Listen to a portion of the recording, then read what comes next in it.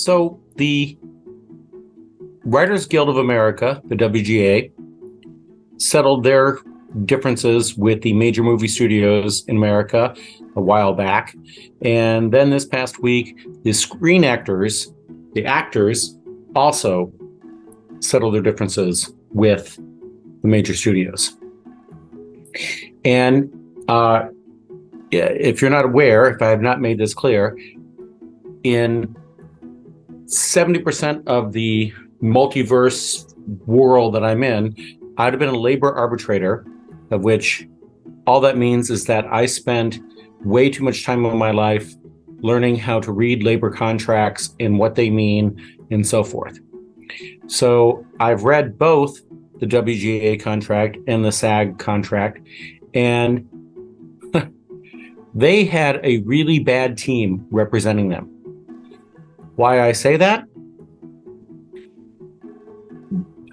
Again, my background is economics, but you don't have to be an economist to understand that when there's an oversupply of the product, in this case, there's an oversupply of writers, and there's absolutely a huge oversupply of actors. When you have an oversupply of a product and you go in with the goal to negotiate a higher price, you're negotiating from a place of weakness.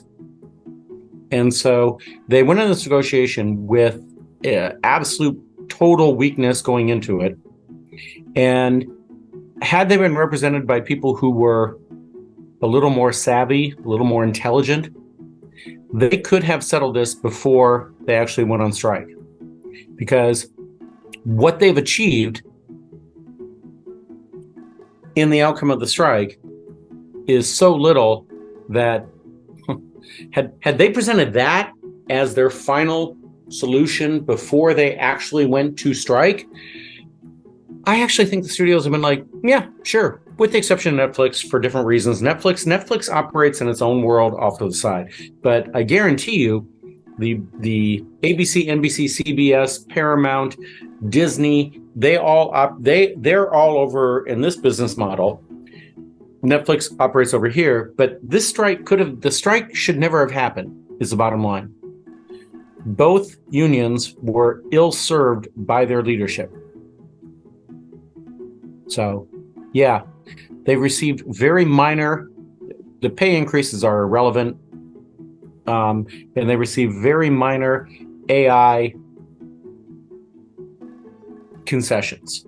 But they could have received those AI concessions and minor increases in pay and the really minor changes to healthcare. They could have achieved all that had they had better negotiators. I am deeply disappointed in both unions and their leadership.